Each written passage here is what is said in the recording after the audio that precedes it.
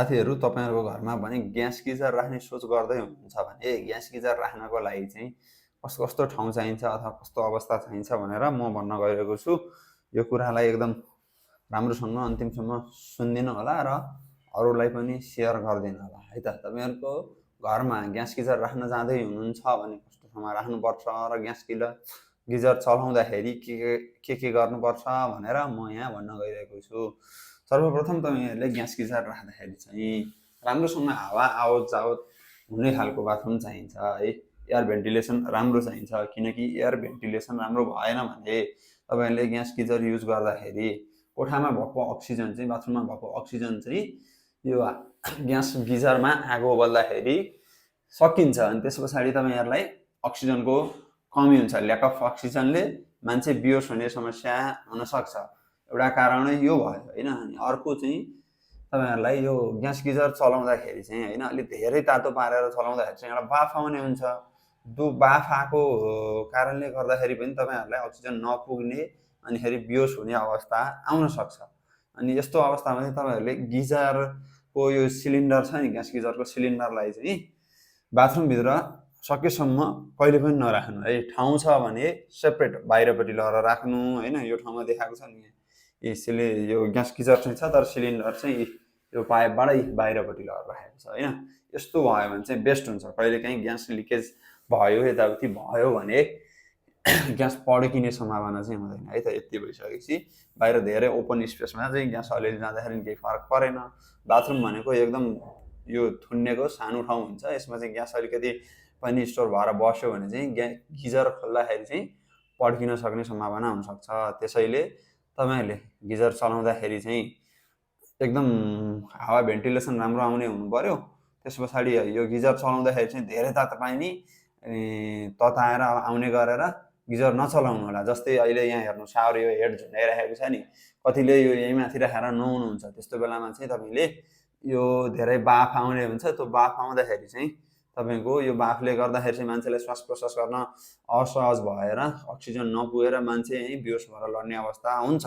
यसको लागि तपाईँले जस्तै स्पेस इनफ छैन अथवा भेन्टिलेसन छैन भने त्यसको लागि चाहिँ के गर्न सकिन्छ भन्दाखेरि तपाईँले यो गिजरलाई अन गर्ने पहिला, अनिखेरि यो साउरहरूलाई निकाल्ने, बाल्टीमा थाप्ने पहिला है। बाल्टीमा अब आफूलाई कति पानी चाहिन्छ त्यो पानी जम्मा भइसकेपछि गिजरलाई बन्द गरिदिने। त्यस पछाडि यहाँ भित्र आएर बाल्टीबाट जगले उभाएर नुहाउने, यो काम पनि गर्न सक्नुहुन्छ। यो काम गऱ्यो भने चाहिँ सबभन्दा बेस्ट हो होइन। यदि तपाईँलाई अब जस्तै माथि सावर हेडबाटै पानी आउँदा आउँदै नुहाउनुहुन्छ भने चाहिँ तपाईँले सुरुमा पानी खोल्नुहुन्छ, एकचोटि जिउ भिजाउनुहुन्छ होइन। त्यस पछाडि जिउ भिजाइसकेपछि तपाईँले अब साबुन अथवा स्याम्पू समथिङ केही लाएर नुहाउनुहुन्छ, गोट्नुहुन्छ जिउहरू होइन। त्यो बेलासम्मको लागि चाहिँ गिजर अफ गरिदिनु। गिजर अन गर्नुभयो, तातो पानी आयो, जिउ एकचोटि सरेर भिजाउनु भयो, गिजर अफ गरिदिनु है। पानी जतिखेर पनि कन्टिन्यू छोड्नु हुँदैन। त्यो गर्दाखेरि चाहिँ तपाईँको त्यो तातो बाफ त्यहाँबाट अझै आइरहन्छ होइन। तातो पानी आउँदाखेरि बाफ आइरहन्छ, बाफ आउँदाखेरि चाहिँ बाफ कोठाभरि हुन्छ र श्वास प्रश्वासमा समस्या आउनसक्छ। त्यही भएर तपाईँहरूले एकछिन जिउ भिजाउनुहुन्छ, त्यस पछाडि साबुन लाएर माडुन्जेल बन्द गरिदिनु। त्यति समयमा चाहिँ तपाईँको यो रुममा बाथरुममा भएको बाफहरू चाहिँ बाहिर गइसक्छ। अनि फेरि पखाल्ने बेला खोल्नु, पखालिसकेपछि फेरि बन्द गर्नु, अनि फेरि अर्कोचोटि लाउनुहुन्छ भने अर्कोचोटि लाउनु, यसरी युज गर्नु होइन। तपाईँले सिलिन्डर चाहिँ जहिले पनि बाहिरपट्टि राख्नु है।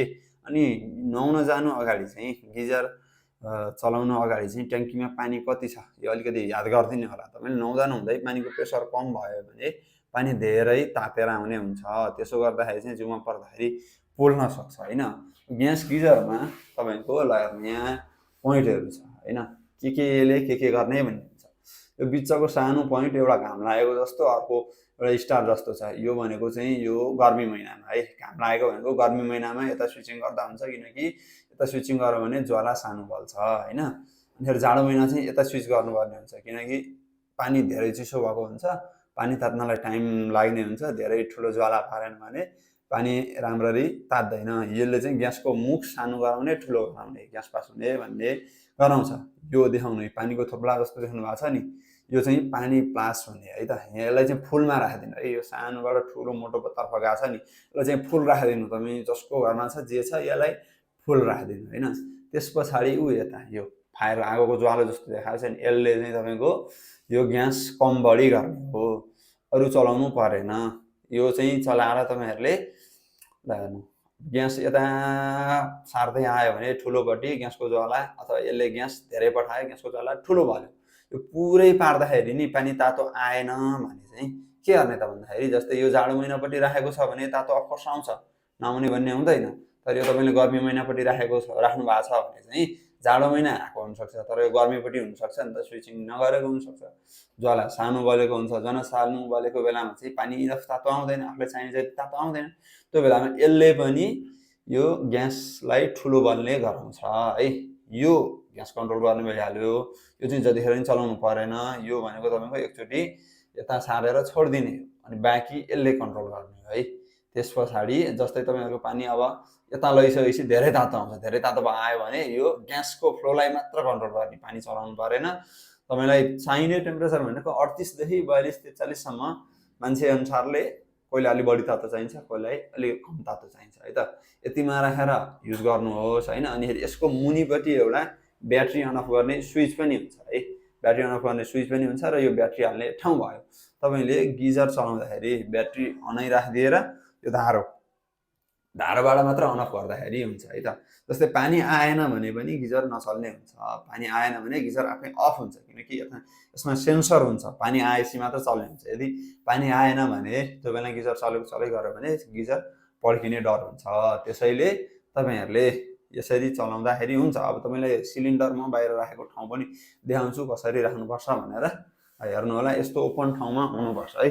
ग्यास गिजर राख्नको लागि चाहिँ यतिको एकदम राम्रोसँग हावा आवजावत हुने अथवा आवजावत हुने अलि सानो झ्याल छ भने चाहिँ त्यस्तोको लागि पहिला गिजर अन गरेर ढोका खुल्लै छोडिदिने, गिजर अन गर्ने, बाल्टीमा पानी थाप्ने, आफूलाई कति चाहिन्छ, त्यस पछाडि पुग्छ भनिसकेपछि गिजर बन्द गरेर अनि गरेर नुहाउन सक्नुहुनेछ। हेर्नु यो बाथरुमको पछाडिपट्टि चाहिँ सिलिन्डर यसरी राखेको छ, यताबाट पाइप लिएर आएर हो यस्तो ठाउँ। अनि यहाँ चाहिँ यस्तो ओपन ठाउँ हुन्छ, यहाँ अलिअलि ग्यास लिक भए पनि केही समस्या हुँदैन। तर ग्यास लिक भएको छ कि छैन तपाईँ बाथरुममा पस्दैखेरि थाहा हुन्छ। त्यसैले बाथरुममा पस्दाखेरि त्यस्तो अनयुजुअल गन्धहरू आएको छ भने गिजर चलाइ नहाल्नु होला। पहिला एकचोटि हेर्नु ग्यास कताबाट लिक भएको छ, आफूलाई थाहा भए चेक गर्नु, थाहा नभए एउटा टेक्निसियन बोलाउनु। अनि फेरि यो तपाईँले गिजर छ नि, गिजर चलाउँदाखेरि चाहिँ यो ग्यास जतिखेर नि अन गरेर नराख्नु, आफूलाई चाहिने बेलामा अन गर्नु, अरू बेलामा अफ गर्नु है त। गिजर चलाउँदाखेरि यो कुराहरू याद गर्नुभयो भने चाहिँ तपाईँलाई धेरै सजिलो हुन्छ।